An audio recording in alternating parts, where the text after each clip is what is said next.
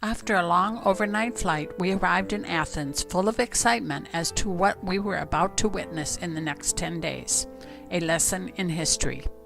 Our home was to be the Olympic Voyager, the fastest cruise ship afloat at the time. Our cab driver from the airport went off on a tirade about the upcoming Olympics and how the costs would harm their economy and their country. Our tour of Athens was started at the Acropolis. Its monuments are universal symbols of the classical spirit and civilization, and form the greatest architectural and artistic complex in the world. It is dedicated primarily to its patron, the goddess Athena. It dominates the center of the modern city from the rocky crag known as the Acropolis. The most celebrated myths of ancient Athens, its greatest religious festivals, earliest cults, and several decisive events in the city's history are all connected to this sacred precinct. The monuments of the Acropolis stand in harmony with their natural settings. These unique masterpieces of ancient architecture combine different orders and styles of classical art in the most innovative manner, and have influenced art and culture for many centuries. In the second half of the 5th century BC, Athens took a leading position amongst other city-states in the ancient world. The Acropolis of Athens is the most striking and complete ancient Greek monumental complex still existing in our times. It is situated on a hill of average height that rises in the basin of Athens. The hill is rocky and steep on all sides except for the western side, and has an extensive, nearly flat top. Strong fortification walls have surrounded the summit of the Acropolis for more than 3,300 years. The first fortification wall was built during the 13th century BC. In subsequent centuries, the monuments of the Acropolis suffered from both natural causes and human intervention. In the early 20th century, the first large-scale restoration project was begun, undertaking conservation and restoration on the Acropolis. It is still ongoing today. Several areas scattered around held artifacts that had been unearthed.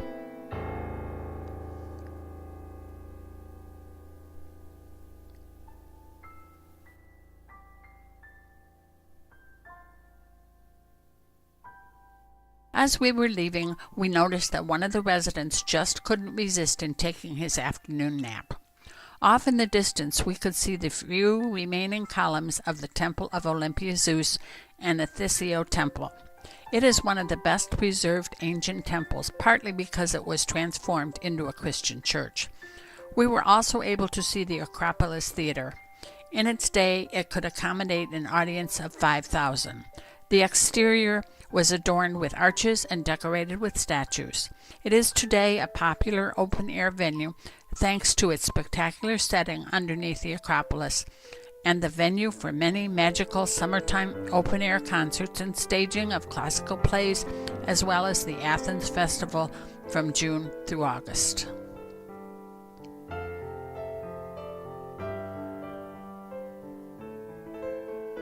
A quick stop at the main shopping attraction of Athens Platka gave us a different view of the Acropolis and gave Pat an opportunity to take a break and pet a lion for a while.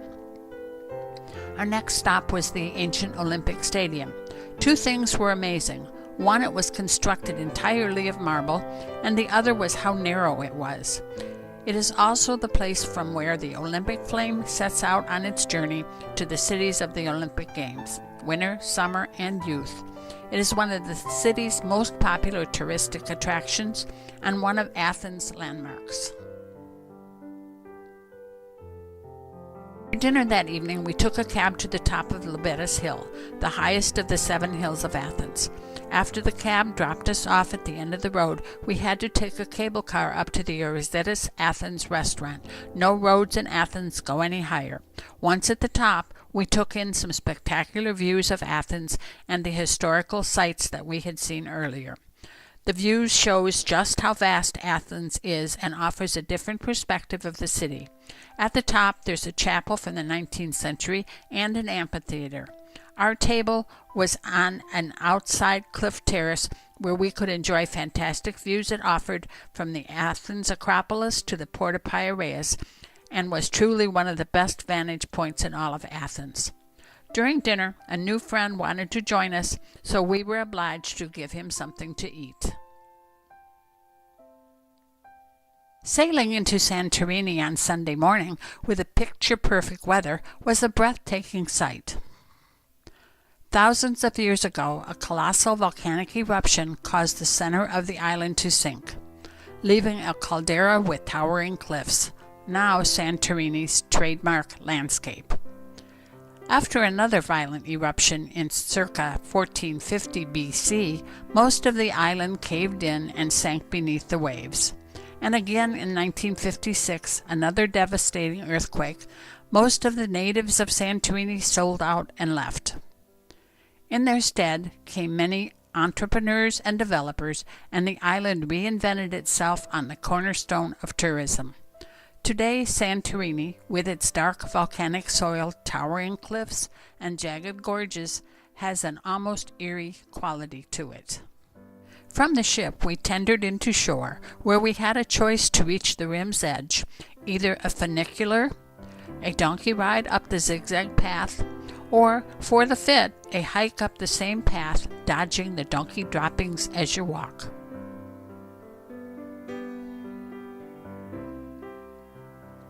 Santorini is a supermodel of the Greek islands, a head-turner whose face is instantly recognizable around the world. Multicolored cliffs soar out of the sea-drowned caldera, topped by drifts of whitewashed buildings. With its reputation for dazzling panoramas, romantic sunsets, and volcanic sand beaches, it's hardly surprising the island features on so many travelers' bucket lists. Santorini's commercial development, it focused on the caldera's edge clifftops in the island's west, with large clusters of whitewashed buildings nestling at dizzying heights, spilling down cliffsides and offering gasp-inducing views from land and sea. Santorini is the most popular island in Greece. It may be the most popular island in the world. There are few travel destinations that combine beautiful beaches, spectacular scenery, ancient cities, amazing restaurants, some of the world's best wine, and an active volcano.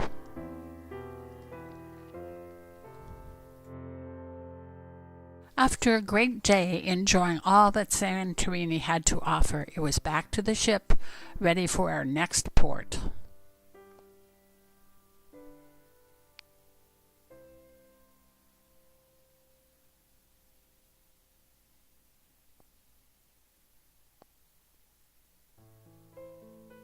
Monday morning, it was off to see the sights around Cairo.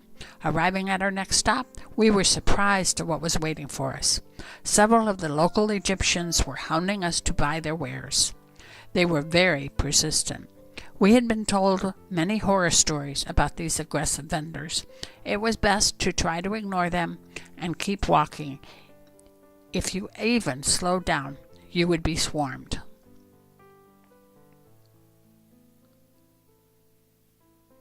Our guide had instructed us, do not take a camel ride from one of these gentlemen. They were famous for quoting the price for the ride, then taking you out into the desert and demanding more money, saying the cost was for the ride, not the getting off. She said if you must take a ride, let her make the arrangements with a camel jockey, so that no one would fall victim to their tricks. It was intimidating and downright scary wandering around this area.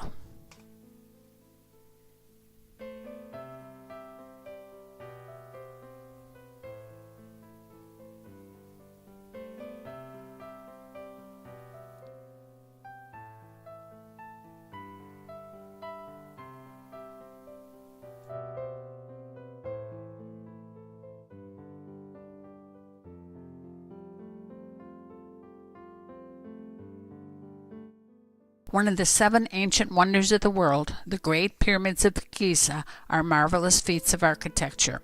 The Giza complex consists of 3 large pyramids.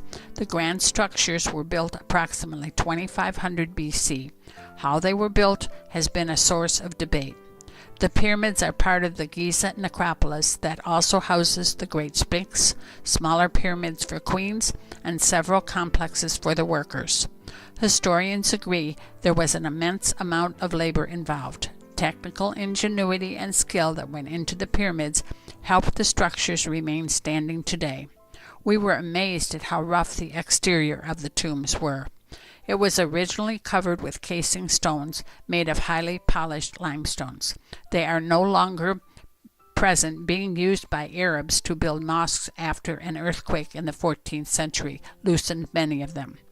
Contrary to popular depictions, the Egyptian pyramids were not built by large groups of slaves and prisoners, many historians say. Egyptians were employed, and archaeologists estimate the works would have had to set 2.5 to 15-ton blocks every 2.5 minutes to finish the Great Pyramid in about 30 years. Sphinx of Giza is a symbol that has represented the essence of Egypt for thousands of years. Even with all of the pictures that we've seen of the Sphinx, nothing could really prepare us for the time that we finally saw the Sphinx with our own eyes. Carved in the bedrock of the Giza Plateau, the Sphinx is truly a mysterious marvel from the days of ancient Egypt. The body of a lion with the head of a king or god, the Sphinx has come to symbolize strength and wisdom.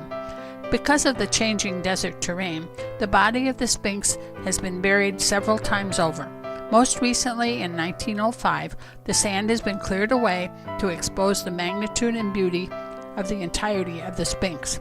The paws themselves are 50 feet long, while the entire length is 150 feet. The head is 30 feet long and 14 feet wide. There is a high degree of erosion that has claimed the original details of the carved figure. It is believed that the Sphinx was erected around 2500 BC. We were treated to lunch at a nearby hotel, where we were greeted by a group of local musicians playing bagpipes of all things.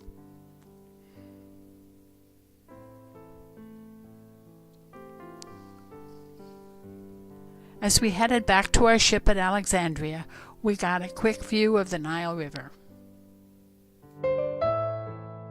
Tuesday morning, it was off for a flight to Luxor in the Valley of the Kings. Our first stop was at the magnificent Hatshepsut's temple. As our guide explained, an easy way to remember it is just think of hot chicken soup. It is considered to be the finest building in Egypt, a monumentous masterpiece, and one of the most impressive in the whole world. The temple made major news back in 1997 when Islamic militants waged an attack and killed 70 people. Our next stop was the Colossus of Memnon.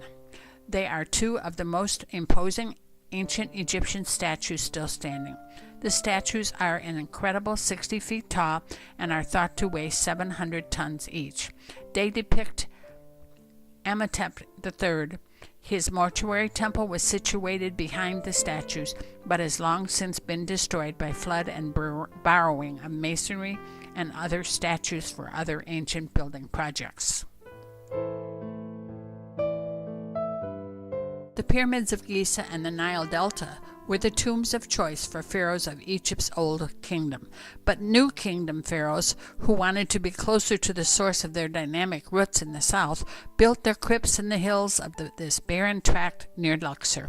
The ancient Egyptians built massive public monuments to their pharaohs, but they also spent time and treasure creating hidden underground mausoleums.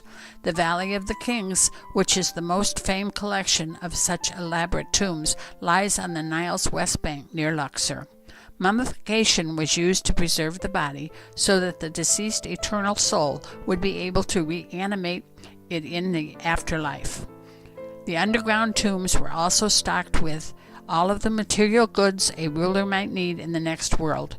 Treasures like the gold masks found with King Tut are dazzling, but the tomb also contained the more mundane.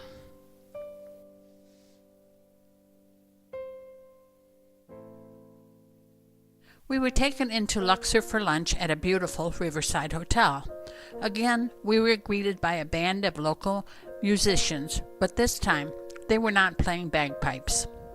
Driving through the streets of Luxor, we passed some of the local souls going about their business. This carriage driver was trying to get a fare, but the man carrying his chicken coops just declined and kept walking. As we headed towards our destination of the afternoon, we passed the Luxor Temple. Luxor Temple is not dedicated to a cult god or a deified version of the king in death. Instead, Luxor Temple is dedicated to the rejuvenation of kingship.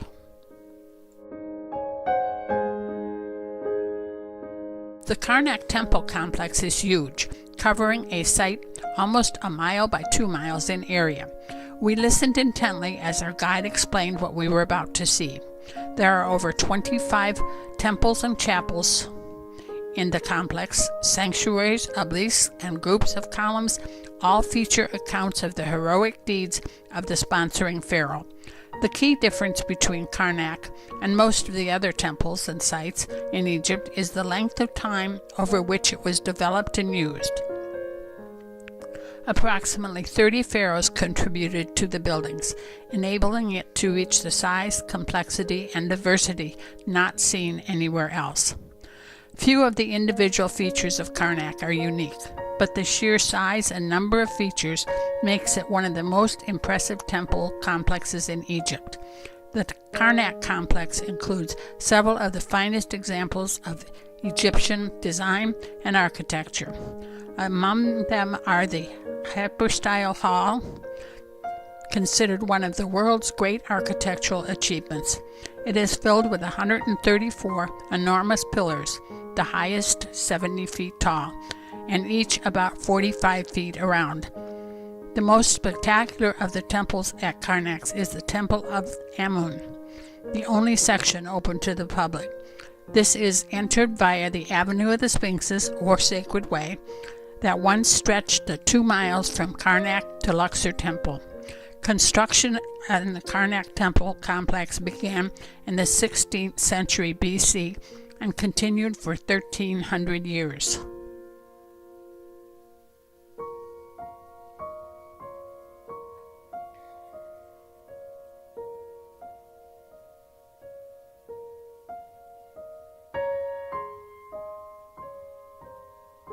Arriving into Rhodes on Wednesday morning, we sailed into the Mandriki harbor as we passed the fort of St. Nicholas, guarding its entrance. Before us lie one of the largest medieval towns in Europe and one of the best preserved of the Mediterranean and the symbol of the island. The fascinating medieval fortress-like buildings, the bastions, the walls, and the gates make it feel like you have stepped back into medieval times. Our goal for the morning was to reach the remains of the Acropolis of Lindos, a natural watchtower facing the open sea built on a steep rock high above. It was decided that the climb would be too strenuous, so we elected to take advantage of those donkeys. Overlooking the city, situated on the city's highest point, is the Acropolis of Lindos, which, unlike other ancient acropolises, was not fortified. The monuments date back from the 3rd to the 2nd centuries BC. The views from the Acropolis were spectacular. We could see St. Paul's Bay, where you could either relax in the azure sea or have a go at your favorite water sport. Rhodes has many spectacular beaches and sandy coves.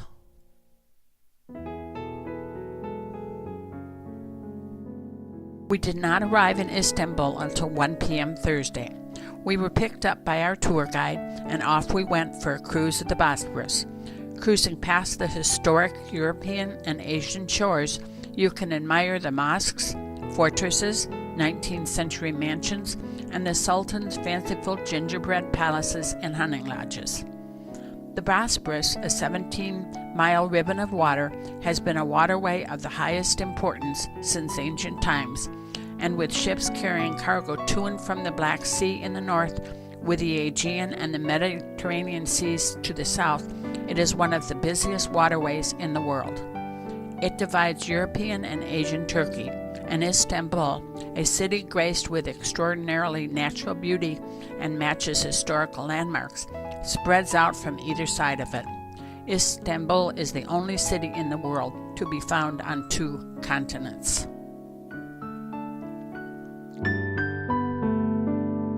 Our next stop, the Hagia Sophia, is a perfect place where one can observe its great history under one great dome.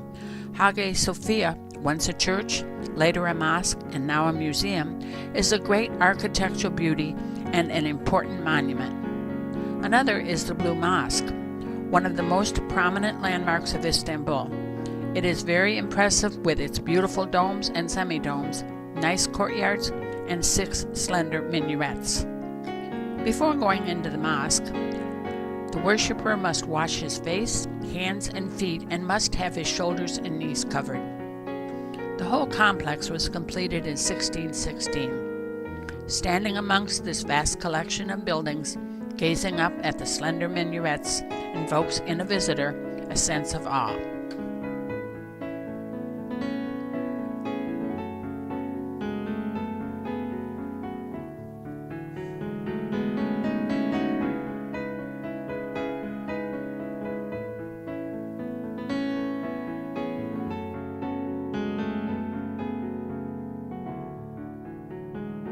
We were then taken to the Grand Bazaar.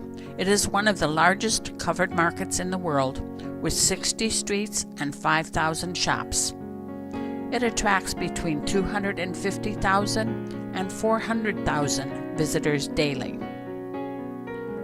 Next, it was on to Istanbul Spice Market, once the largest spice trading venue in the medieval world, with its abundant stalls still featuring piles of edible exotics. It is definitely a highlight for anyone visiting Istanbul.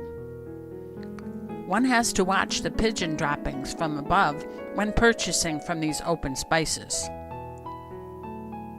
In its heyday, the bazaar was the last stop for the camel caravans that traveled the Silk Road from China, India, and Persia.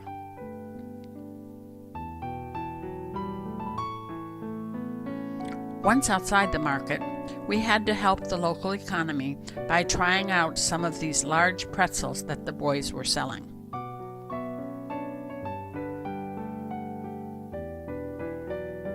As we headed back to the bus, we looked up and noticed this hound keeping a watchful eye on all of the shoppers going by. He looked perfectly content from his lofty perch.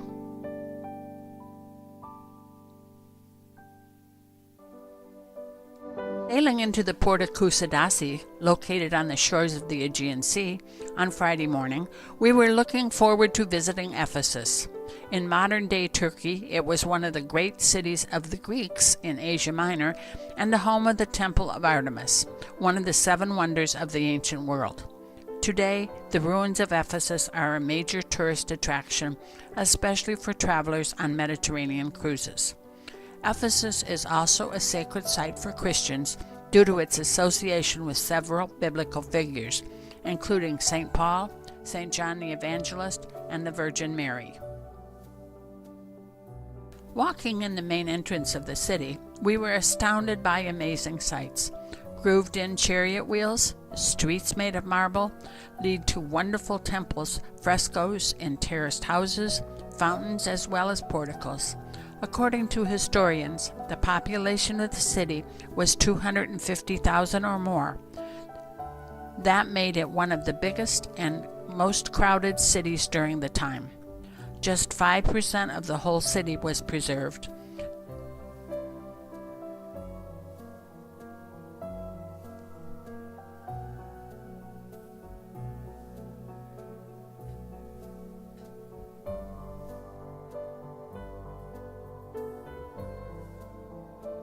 They were even able to preserve one of the public restrooms. The facade of the library is one of the most spectacular sights in Ephesus. Construction began in 110 AD. Centuries passed before an earthquake destroyed it in the 10th century. It was raised from the rubble to its present splendid state between 1970 and 1978. This magnificent classical theater is considered an important biblical site, the probable place where Paul preached to the pagans in Acts.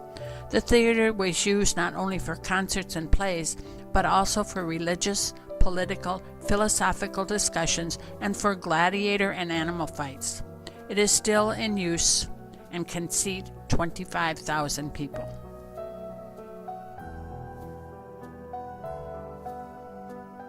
Our time has run out. The tour is over. It's time to go back to the ship so we can move on to our next stop in Mykonos.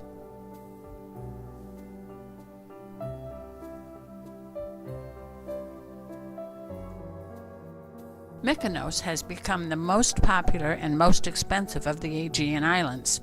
Tourists from all over the world are drawn to its vast stretch of sandy beaches and the upscale bars and restaurants crowded into the port town.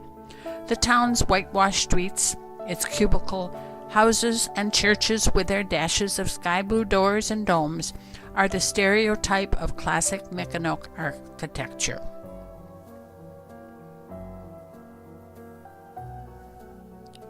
In their day, the windmills were used to mill wheat, but today they are the island's most famous landmark.